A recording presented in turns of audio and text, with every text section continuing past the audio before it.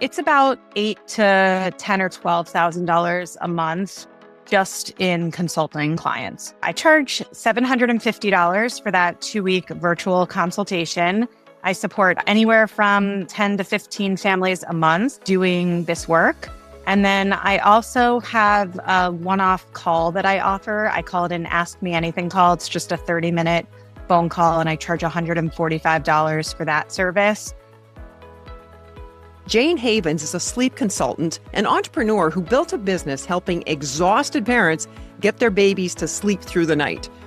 Here she explains what the work actually looks like, what new consultants should charge, and get this, why you don't even need to be a parent yourself to succeed in this field.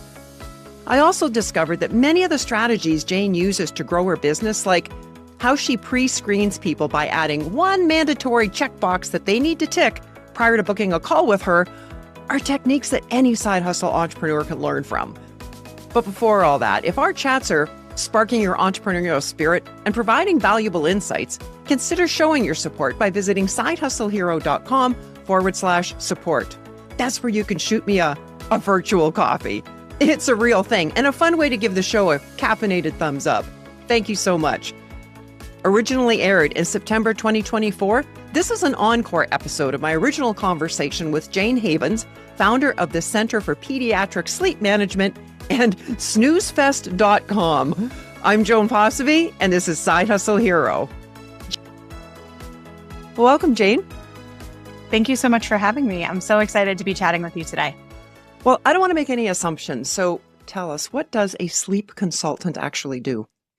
Sure. So a sleep consultant supports parents through the process of establishing healthy and independent sleep hygiene for their children. I personally work with families that have infants all the way up through about 7 or 8 years of age. There's no hard cutoff.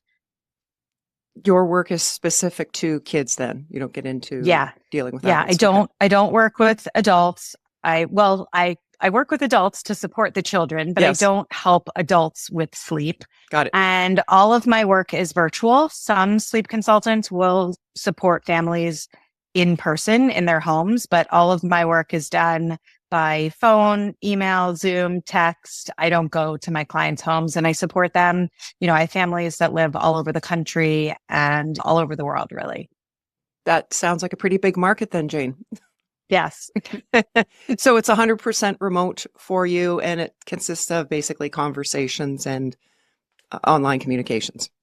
Yeah. So when a family reaches out to me, I actually just got off a call with a mom of a 7-month-old who is desperate for sleep. She actually has 2 older children, so it's not her first rodeo. And this baby is up all night long, screaming and crying, and she's frustrated and feels overwhelmed and isn't sure what to do. So she reached out to me. We had a quick call. She's going to sign on to work together via my website, and I'm going to write her a written plan. The plan is going to outline, age appropriate daytime schedule, bedtime routine, and then strategies for how to respond to any sort of frustration that's going on at bedtime and night wakings in the middle of the night. And then we're going to communicate via email, phone call, text, and we'll spend about 2 weeks together. And at the end, the baby should be sleeping through the night. Oh, wow. And they can reach out to you during this 2-week process, you say? Yeah, I check in every day. I make sure to check in every morning just to see how the night went. I'm always around at bedtime to make sure that bedtime goes smoothly.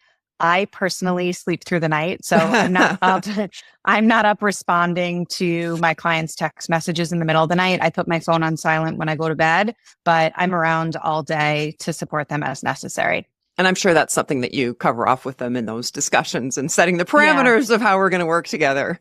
Absolutely. But what I will say is that when I support families in Europe, for example, I actually can support them in the middle of the night because of the time difference. So it's not a part of my business model. I'm not, aiming to support families around the globe. But when it happens, it's a nice little change of pace, and it does feel fun to be able to chat with somebody when it's 3:00 in the morning, their time, and I'm just in the middle of my day going about my business. Yeah, it's a nice little happy benefit for those parents over in Europe then.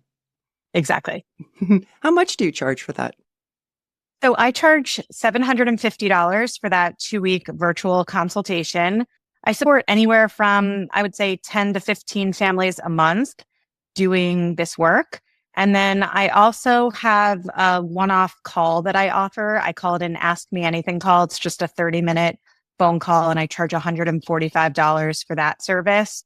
That call is better suited for people who have already worked with me. So, if they've gone through my 2-week program and then a few months later, they're experiencing some sort of hiccup, maybe the baby's struggling with a nap transition, or maybe they traveled and they're having trouble getting back onto their own time zone. Right. It's a Okay. great way to just troubleshoot. So those are really the only 2 services that I offer. And do you find that in most cases, the situation can be turned around where the parents are happy within that 2-week time frame? Yeah, I really do. That must sound like magic to them. I know. It's like, I want to believe you, Jayne, but really 2 weeks and I can sleep again? Honestly, sometimes it happens way faster. I'm working with a little 2.5-year-old right now, and I think we're on day 7 or 8, and it's already been several days of me just checking in, saying like, "Hey, how was the night?" And them saying, "It was great." Like, there's literally nothing for us to talk about. So sometimes it resolves faster, but I like to give myself 2 weeks because, there's a lot of things that can get in the way.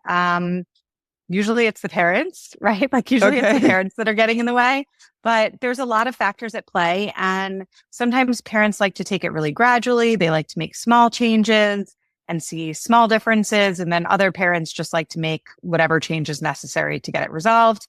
And I'm committed to supporting families in a way that works for them. So I like to give myself 2 weeks so that if they want to take it slow, we can still get great results in those 14 days. Right. And I trust it's going to depend on who you're working with, but just generally, is it really about creating a consistency around the whole sleep time routines, that type of thing? Yeah, it really boils down to, I would say like 95% of the cases that I work with are infants and toddlers and preschoolers who just don't know how to fall asleep without some help. Infants like to be rocked to sleep or fed to sleep. And if you think about 3-year-olds, they like their mom or dad to lie in bed with them while they fall asleep. Mm-hmm. And, all of that is fine as long as it's working. I always say, like, if what you're doing is working for you, then no need to make a change. But what happens when you lie in bed with your 3-year-old at 8 o'clock at night is that they wake up at 11 wondering where you are, and they can't get back to sleep, or they don't think they can get back to sleep without your presence and your support. So really it all usually boils down to teaching the child how to fall asleep with less support from a parent. And again, that can be done really gradually, or it can just be, here we are, we're making a change, like things are going to look different tonight. That's right. And there's a lot of ways to skin the same cat. And that's usually what it boils down to. And I'm thinking that part of it too is having someone deal with an expert like yourself, is they're hearing it directly from that credible source. And so it would give the parent the confidence to then execute on this. So I think you're hitting on a point that is really spot on. I think in this age of parenting that we're all living in right now, we're in information overload. Mm-hmm. There's so much information. You can buy books, you can buy online courses, you can read about it on blogs, you can ask in Facebook groups. Your sister-in-law is telling you one thing, your mother-in-law is telling you something else. Your friends, your college roommates, like everybody has an opinion and everybody's telling you what they think you should do. Yes. And all of that information can be really overwhelming. It's really stressful for a mom who is sleep deprived and not really quite sure how to handle it. And sometimes hiring an expert can help you to sort of tune out all of that noise and just take one person's advice. And so then now the mom can say to their sister-in-law, you know what, we're working with a professional and we're taking their advice, and I'll let you know how it goes. And I think that you're right. That makes a big difference. I appreciate your concern, but I'm going to stay on this course and, let's just see what happens. Yeah, exactly. Yeah. What you just said too applies to so many things, not just sleep deprivation. Across the board. Absolutely. Yeah. Absolutely. Right. Like everything that we do in life is like information overload. And, I'm sure we'll get into this a little bit later, but, in addition to being a sleep coach, I consider myself to be an entrepreneur.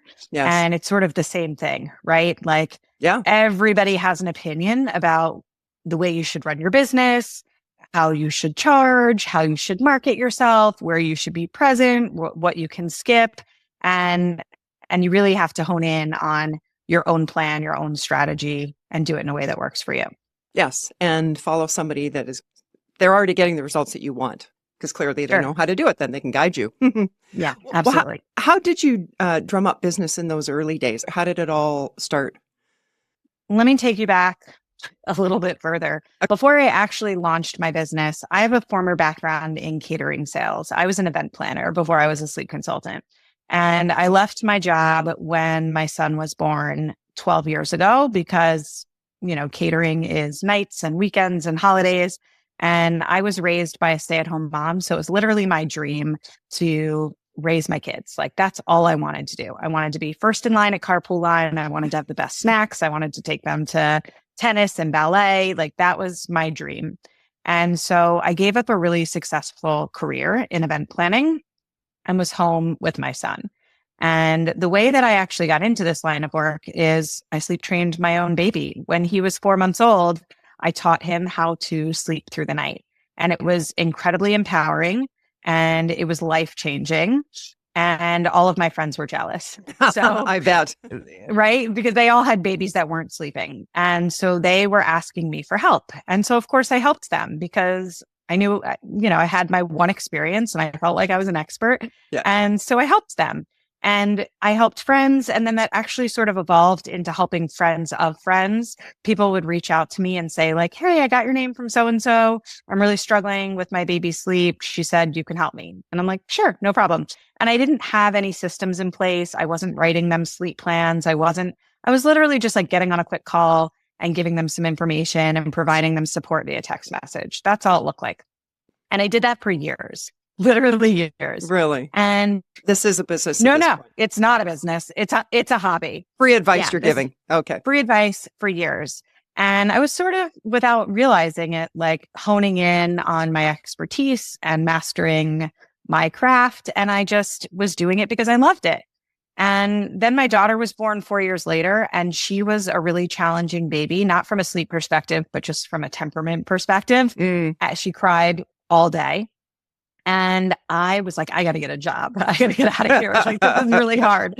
I was burnt out from stay-at-home mom life. And I kept thinking like, what could I do to make a little money, contribute to our family's household income? But I wasn't really prepared to put my kids in daycare or hire a nanny. I still wanted to be the primary caregiver for my kids. So I decided to turn my hobby into a business. And so what I did was I went online, I took a sleep consultant certification course. I literally Googled how to become a sleep consultant, even though I kind of already was one.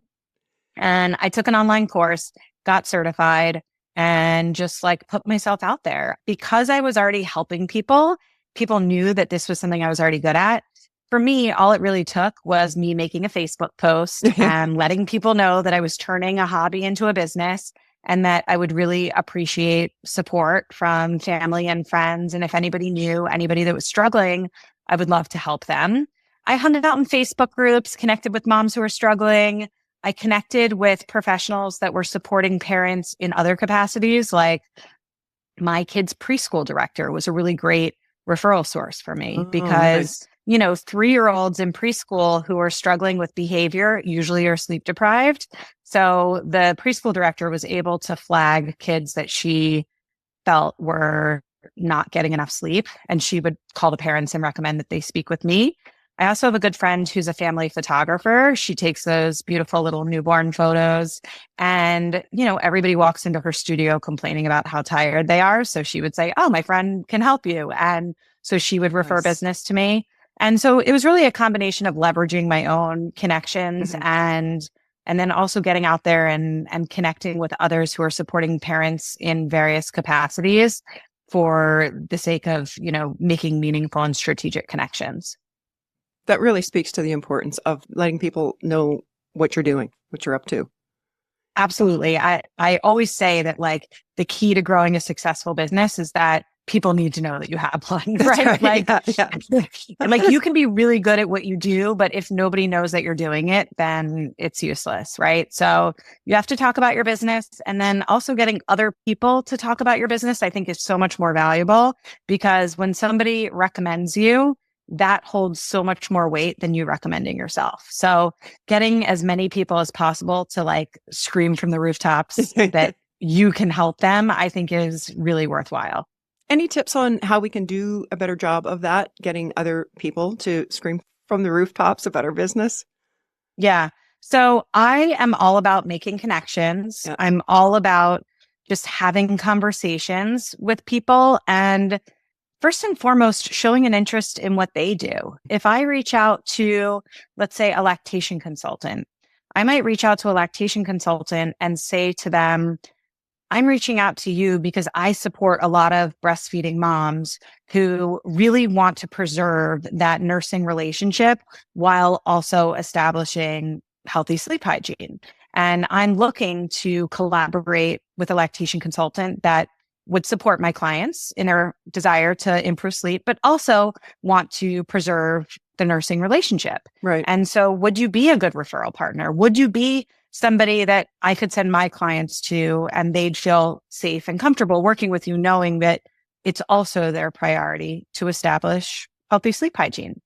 And so, I'm asking them about their business and like, would you be a good person for me to refer? And of course, like they're going to be excited about that because Yes. here I am approaching you like, can I refer business to you? And that usually invites a Zoom meeting or a coffee chat. And not every time that you reach out is it a good fit. And I Right. think it's really important to make sure that you're making really strong, meaningful connections rather than just making 10,000 connections. If I think about like my business, most of my referrals come from probably half a dozen providers and Right. then just former clients and friends of friends. So you don't need so many, you just need good ones. Quality ones. Yeah. When you do find that it's a fit between yourself and this other partner, is there a monetary relationship as well as far as paying a commission? For me, there isn't. I think like a thank you goes a long Yeah. way. Yes. No, I don't. I'm really thoughtful about making sure that my referral partners feel seen and feel thanked. Like around the holidays, I might send them, some goodies in the mail, or maybe even not during the holidays, like randomly in like March, I might do it as Yes. a total sneak attack. I make sure to put thank you notes in the mail. I always make sure to send a text to say thank you. But most of my referral partners are really grateful that I am providing this service for their clients. If I think about, like, to give you another example, I have a referral partner who's a mental health professional. She's a therapist who supports moms who are struggling with postpartum anxiety and depression. Hmm. And she refers a ton of business to me. And I actually can't refer business to her because she's booked. She has a wait list. She doesn't need, like, she's Yeah. fully booked. I cannot refer business to her even if I want to. And so she refers business to me all the time, but she says to me that she actually can't do her job to work on the postpartum anxiety and work on the postpartum depression if mom is struggling with sleep deprivation. So Right. actually, I'm her first line of defense. Like I have to do my job so that she can do hers. Right. So that's like a really strategic partnership because I am helping her to do her job successfully. And there's literally nothing I can give her in return other than doing a good job so that she can do a good job. Mm. Yeah. Yeah. She needs you. She needs me. Yeah. And I wish that I could send her business, but like she's booked. It is what it is. You'd mentioned Facebook groups. So you found those effective? Personally, yes. I think that moms are hanging out in Facebook groups. Okay. Now, I do think that moms are hanging out in Facebook groups looking for free advice. So they're not necessarily looking for a sleep consultant in a Facebook group. What I think happens is somebody posts in a Facebook group, my 3-year-old won't stay in bed. He's out of his room every hour in the middle of the night. I'm dying slowly. Like, does anybody have any ideas? Right? They're looking for free advice. And so what I'll do is I will reply to that thread and I Yes. will give really good advice. I'll literally give her the answer to her problem. I will outline in bullet points exactly what she needs to do. Now, she was looking for free advice. So like, she's not going to hire me. She took my free advice, and actually she's probably not going to have success because she doesn't have accountability and support. That's really the missing piece of the puzzle. Yeah. But somebody else will be reading that thread who also has a 3-year-old who doesn't stay in bed. And they'll read that and they'll say, oh, she's the smartest one in the room. She's the most helpful person on this thread. And she will reach out to me. She will book a call. She'll understand the value of actually hiring a coach to help her. And that's how I get a paid client out of it. Very nice. But it sounds like from the beginning, as well as now, your greatest source of clients has been through your existing network and people that you've reached out to. Yeah, I think so. Most of my clients now come to me because they got my name from somebody who has worked with me successfully. So at this point, it's really referral based. But if I think about the spider web of like where they've all come from, they're all like in my network. You know, it's like people who I went to college with, and then it's like their camp friends or their coworkers, or like it's all spinning from my own personal social network, I think. And you got to be in the game long enough for that to happen, for that momentum to build. For sure. For sure. You had mentioned a couple of sources of revenue. So what would your earnings be these days, specifically in the consultant role? So it's probably anywhere from, it varies month to month, but it's about $8,000 to $10,000 or $12,000 a month just in consulting, like just supporting clients. And it sounds from what you've described, your expenses would be pretty low. Yeah, they are pretty low. The only thing that I really spend money on in my business is website hosting, thank you notes. I send my clients PJs in the mail after they're done working with me. I send them a little package with, you know, a thank you note, and it's like a little sticker that says Sleep Trained by Jayne. And I have a little, you know, the whole little setup that I send them. So the PJs I get wholesale are, you know, $9 each, and it's like $5 for postage and the card and the packaging, you know, like all of that costs money. But yeah, business expenses are really, really low for the consulting business. Right. What a wonderful idea, Jayne. And it wouldn't surprise me too, a parent receiving that, think, oh my gosh, this is so wonderful, and actually posting about it. You've got that person shouting from the roof. Yeah, that's the hope. And you know what? I've even had situations, because like, you know, I always say like, not every situation is perfect, right? Mm-hmm. Like my hope is that all of my clients get amazing results and they love me and they have a perfect experience working with me. Sometimes personalities aren't the best mix. Sometimes my clients don't follow the protocol exactly as I would hope that they do, right? Like not every single case is a slam dunk. Sure. And what I find is that the PJs sometimes like soften the blow when it's not a perfect situation. If we end up with a case that's like, they made some progress, but maybe it's like a B minus. It's not an A+ situation, which happens in business. Like, of course, you don't want that to happen regularly, but it does. And you're dealing with a little human too. So there's no guarantees. And you're not right there. The big humans too. The big humans are actually the problem, not the little humans. Okay. And so, you know, it's sort of like, it's the same as like a weight loss coach or like a fitness coach. You can hire somebody to tell you to eat healthy, and then you can like binge on cookies and cake and ice cream and pizza. And there's nothing that coach can do, right? Like that is outside of their control. Yeah. And it's a little bit the same in my business. So what I find is that when families don't do 100% of what they need to do and they don't get 100% of the results, the PJs are just a great way to like leave it on a great note, because we've wrapped up, they're feeling okay. And then they get these PJs in the mail and they're like, that was really sweet. I wasn't expecting that. And it's just a nice way to close it out on a good note, regardless of what's going on in their 2-year-old's bedroom, you know? Very nice. Well, you might have just answered this, Jayne, because I was going to ask you what the biggest challenge is that you experience in your consulting business, either running it, growing it. Yeah, I think for me, it's definitely the parents that I work with, especially parents of older children. I'm not talking infants. I'm talking 3, 4, 5, 6-year-olds. Yes. This is what we do together is literally limit setting. And these children can understand expectations. So we're communicating with them, we're role playing, we're advancing them with expectations for behavior. And then it's up to the parents to hold a boundary. Yeah. And when parents can't hold boundaries with their 4-year-old or their 5-year-old, it looks like a mess. It's really bad, right? Yeah.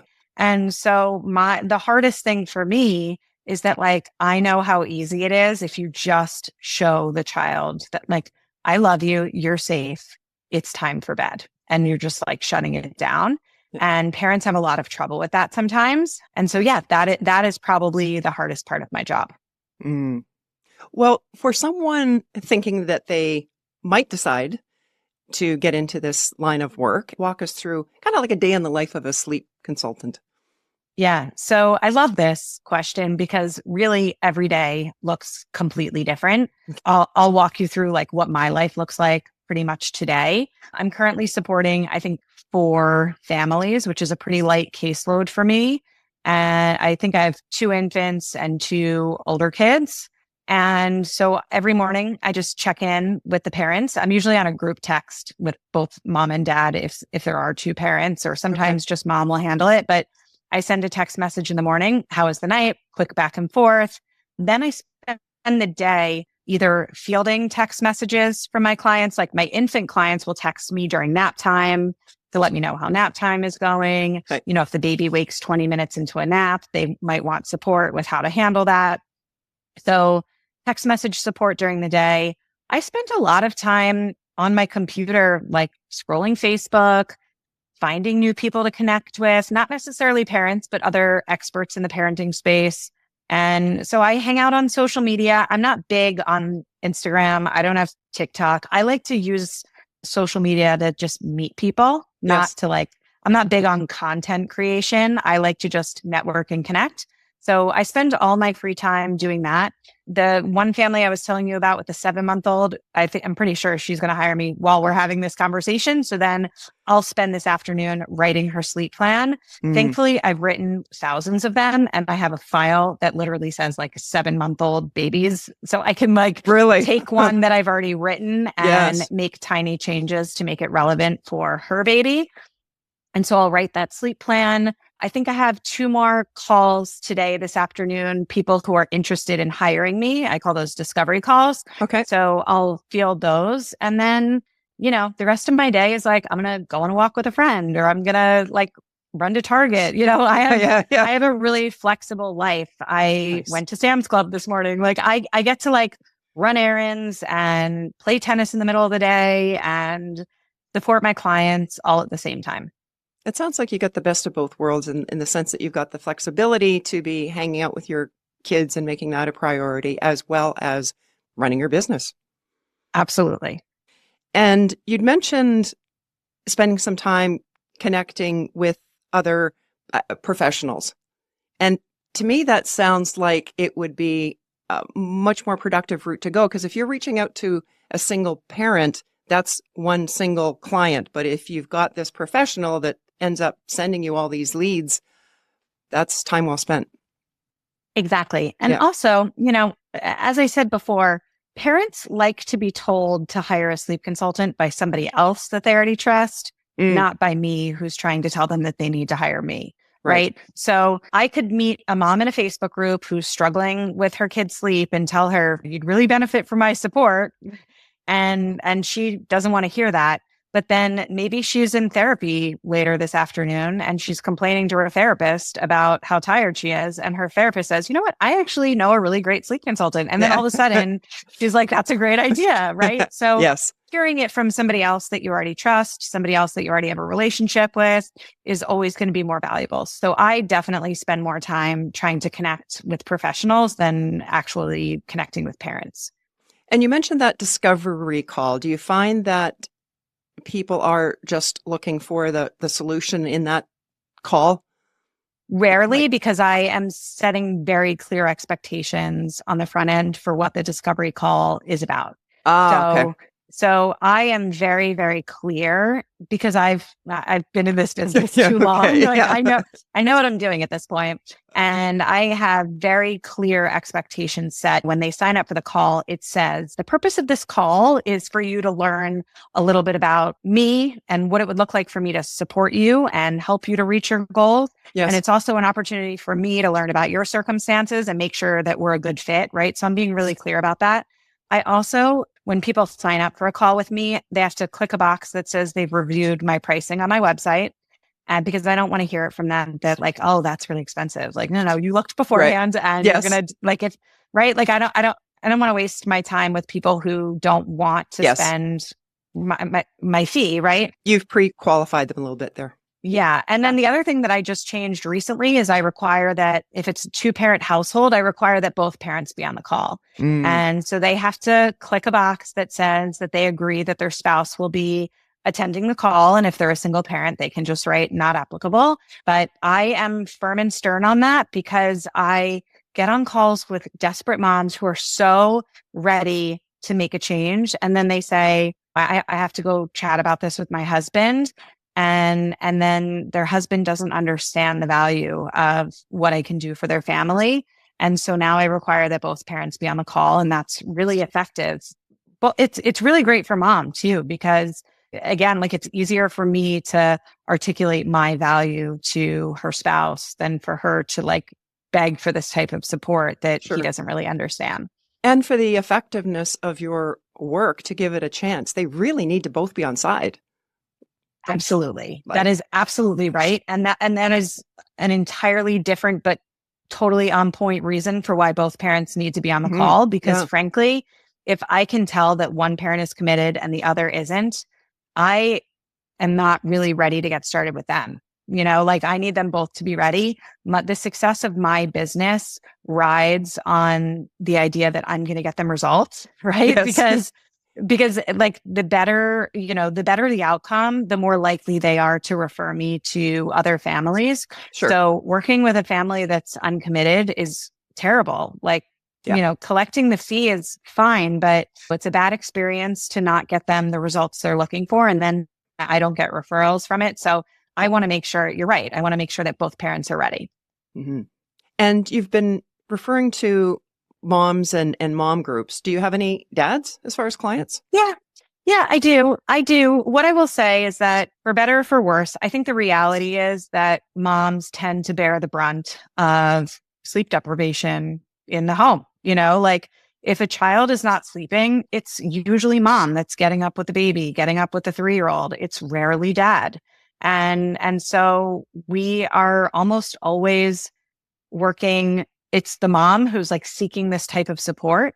That being said, I love to involve dads in this process for a few reasons. One, I think it just sort of like shifts the tone and the dynamic in the household so the child understands like something is changing. It also gives the dad an opportunity to get in the game. You know, these dads, they're wonderful dads. They're caring parents. They want to be involved and they feel sort of shunned out of the situation because all they hear is like, oh, Luke wants mommy or Benny wants mommy. Like that's all they hear. So helping them to get reintegrated into the routine and being an equal support person for the child is really beneficial. But it's typically the mom that's bearing the brunt of the responsibility of the child waking throughout the night. Well, if somebody does get into this line of work, what's something that a newbie into this business wouldn't think of or is surprised by? I think as somebody who trains people to do this work, what I see happening is that people get into this line of work because they're passionate about helping families. They're passionate about healthy sleep hygiene for kids. Like they're helper people and they want to be sleep consultants because they want to support families and they love babies or whatever, right? But what they don't realize is that you have to build a business. Like this is entrepreneurship and you can really want to help families. But if you don't know how to articulate your value, if you don't know how to market yourself, if you don't know how to network and connect or be a TikTok star, however you want to do it, if you don't know how to do that, then you're not going to have a business. Right. And so what I love to do is actually take those helper people and those like warm, empathetic, wonderful souls and turn them into really thriving entrepreneurs. So when you are working with them, it sounds like then there's two pieces to it. You're actually teaching them how to do the work as a consultant, but then also here's how you need to get it off the ground and build your business and all the aspects of the business. So both prongs. Right. Exactly. So who makes the best sleep consultants then? That is a really great question. That's a really great question. So some of the people who I've trained to work in this field are not mothers themselves. And they come to me wondering if they can be a sleep consultant without having children of their own. Mm-hmm. And my answer to that is absolutely. Really? And I think that, yeah, absolutely. And the example that I give is that when my daughter was 2, she was in a preschool class taught by a woman who did not have children of her own. Okay. And I always said she was a far better mother than I was. Like she was better at, she was warm, she was nurturing, she was loving, but she was also firm and stern with her boundaries. And she got all of these little 2-year-olds to walk in line and follow directions and share and all this stuff that like I never could figure out. Right. And so I think sometimes, I don't want to say that like the best sleep consultants are not moms, but I think it's worth mentioning that those who do this work who are not mothers, who don't have children of their own, I think come to it without that personal bias that sometimes we get stuck on. Like I always think about how I would improve sleep in my own home. And that's not necessarily how I coach all of my clients, but of course, I'm always sort of like thinking about my own personal experiences and what it looked like when my children were that age. And I actually think all of that can like muddy the waters. And if you're just more focused on supporting the family that you're up against rather than thinking about what it looked like when your children were that age, I think you can show up with less bias and, just do good work. So, that's not to say that like people who don't have children are better sleep consultants, but I think it's a great angle. And I really do think that people who are, it's like nannies who don't have kids of their own. It's like they're professionals. They know exactly what they're doing. And it doesn't matter that they haven't raised their own kids because they've raised 50 others, And I think that holds true with sleep consulting. I think that you also need to be patient, empathetic, supportive, not afraid to set a boundary, just like we're asking parents to set boundaries with their children. I think we as sleep consultants have to set boundaries with our clients. Yes. And that's something that I've become more comfortable with over the years because the work that we do is stressful. Our clients are stressed, they're anxious. And if we don't protect our own boundaries and our own mental health, then like we're carrying the weight of their anxiety on our shoulders. So we have to be really careful to protect our own mental health and well-being. Yes. So, a lot goes into it, but at the end of the day, like it's really incredibly rewarding work. So if it's something that lights you up, if it's something that you're excited about, then I think you gotta take a chance. Do you have any male consultants that you're training? Dads? Yeah, I do. So my training program is called Center for Pediatric Sleep Management. It's an online training course and people go through it at their own pace. They learn on their own timeline. They get lifetime access to the curriculum. We have a Facebook group for students and grads. We're about 830 strong right now. And I would say out of 830, there's probably like 9 men. Okay. So not a lot. The men who have been through our program have done so, I think, for a couple of reasons. Either one, they're already in the sleep industry in a different area. Like maybe they're a sleep tech who they do stuff with like sleep apnea, more like the medical side of sleep. Okay. And they just want education on the behavioral side. They're just looking for continuing education. Okay. I'm not even sure that they are interested in supporting families the way that I do. They're just looking for more information so that they can, just have more knowledge. And then we have a few dads in our program who are either like stay-at-home dads and they had to sort of lean out of their careers because their wives happen to be the breadwinners and they're feeling like, I want to do something, but I still have to be home with the kids. And so we've had a few men go through the program and we have a couple of, actually maybe just one. We have a husband and wife duo that do it together. And the dad is more tech savvy And the mom is more, I think she's more like customer facing. And then the husband does all the back end stuff of the business, but Right. they're a team. And I think that Hmm. that's really great. Yeah, I think a great partnership there. You had mentioned now that you're charging, I believe it was 750 for the 2-week program. What's a starting rate that you find people getting into it? I actually would love for them to start at 750. I don't think that my pricing is so outrageous. Like I'm probably on the higher end of the normal or average range.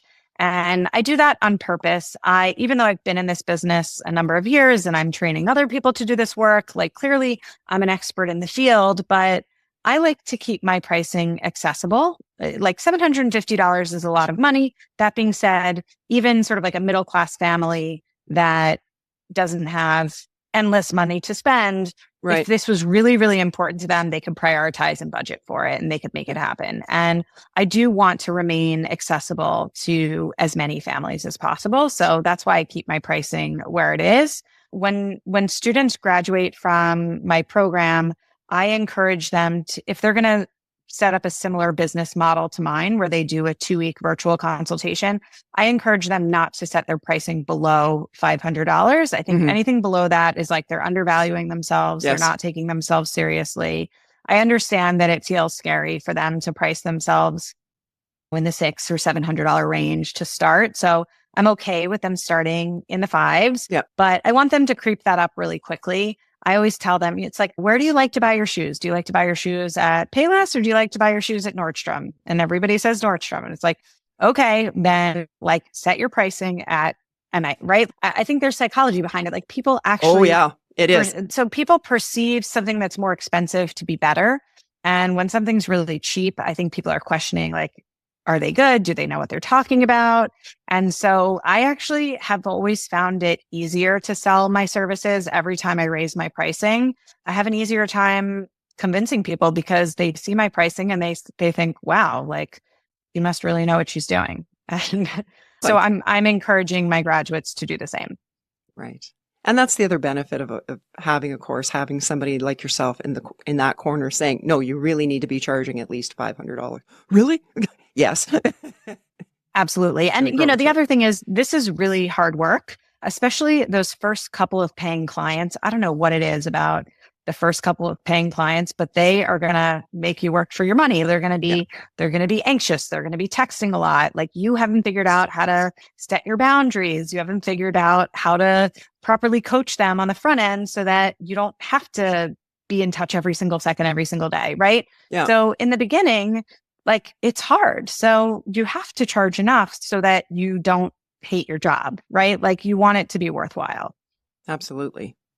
And you mentioned graduating. How does that certification program work? Like, is there something in the course that shows that person's completed these modules, that kind of thing? Yeah. So it's all, as I said, it's all online. It's a combination of reading and video content. There Hmm. are a few assessments throughout the program. And then at the very end, there's a final assignment, which is based on 2 case studies. It's a little 6-month-old baby boy and a 2.5-year-old little girl. And these are actual former clients of mine, just with the names Sure. changed, but the details are all very accurate. And so my students go through this program, they get to the final assignment, they submit written sleep plans based on these case studies. And that's an opportunity for me to really see that they understand the methods, the techniques, the coaching style, that they know how to properly communicate everything that needs to be done. And I grade them. And if they do a great job, they pass. If they don't do a great job, I give them very specific feedback and they have as many opportunities to revise as necessary. And once they're finished, they get a certificate and a little graphic for their website that says that they're a certified sleep consultant. And they get to remain inside of our community forever for as long as I'm doing this work. Yeah. And I put together a lot of continuing education for my students. I don't resell to my community. It's just not a part of my business model. A lot of people talk about like, I have 800 people inside of my course. I should be selling them other courses, new trainings.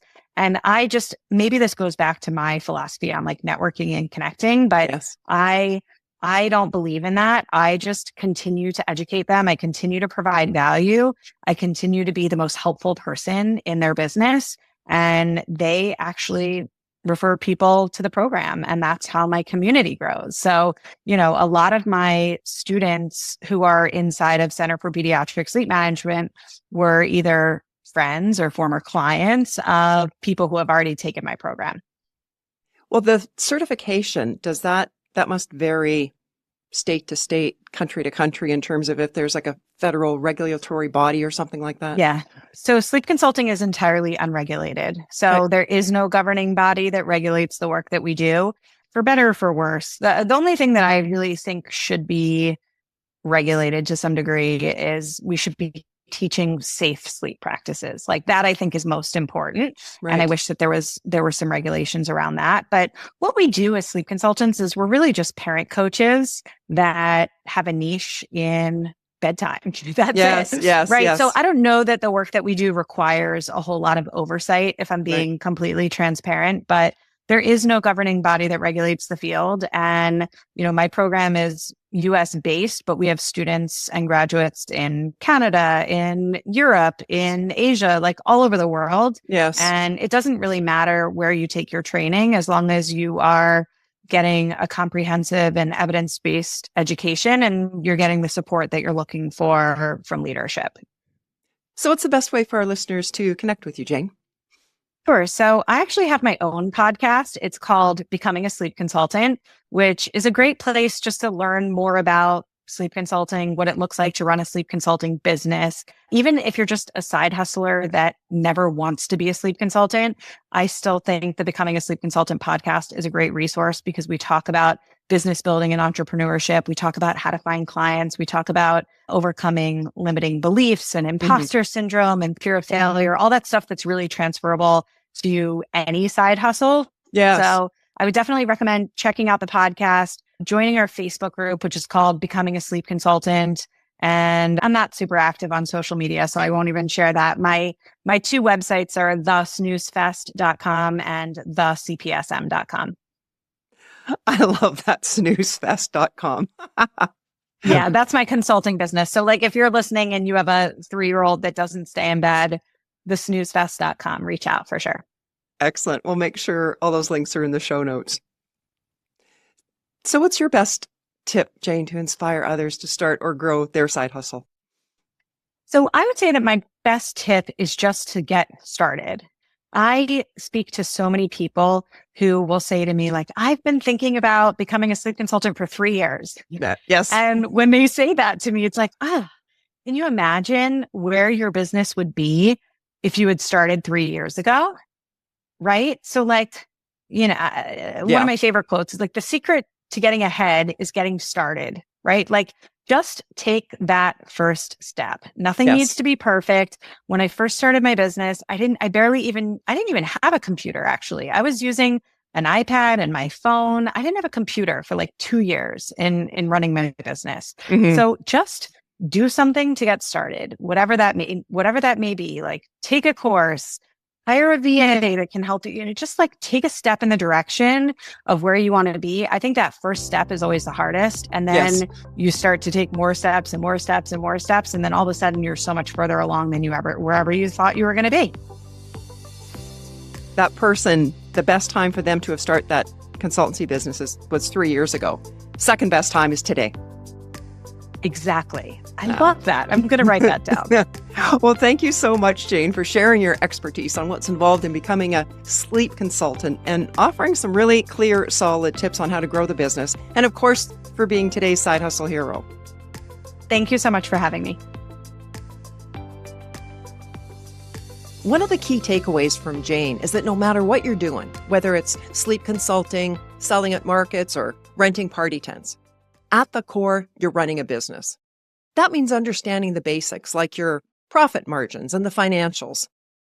I remember an earlier guest, she was a soap maker and her full-time work was as an accountant. And she laughed about being one of the few soap makers who actually knew the cost of producing a bar of soap. Of course, it's not just about the numbers, though. You also need to continually improve your skills and market yourself. But here's the thing, like Jayne said, don't wait till everything is perfect before you start. The important thing is just start. You won't have all the answers, ever. And that's okay. And everyone has strengths and weaknesses. Maybe you're great at the numbers, but struggle with creativity. Or maybe you're a people person and really not into the financial side. The important part is to begin. And as you go, you'll learn or you'll hire what you don't know. When I launched this podcast, I had a million questions. What mic to buy, how to set up a studio, where to find guests. But step by step, I'm figuring it out. And as you grow, new challenges will always pop up. That's the process. So my message to you is, have fun with it. You're never going to know it all, and you'll never finish learning. So continue. Continue to learn, to grow, to make money, and of course, enjoy the ride. Well, that's a wrap for today. You'll find links to Jayne's website and the full show notes at our website, sidehustlehero.com. If you're enjoying what you're seeing in this podcast, it would be so appreciated if you would take a moment and add your comment, share the episode, and please subscribe. It'll let others know that there's valuable content here to help them start or grow their side hustle. Thanks for watching, and hustle on.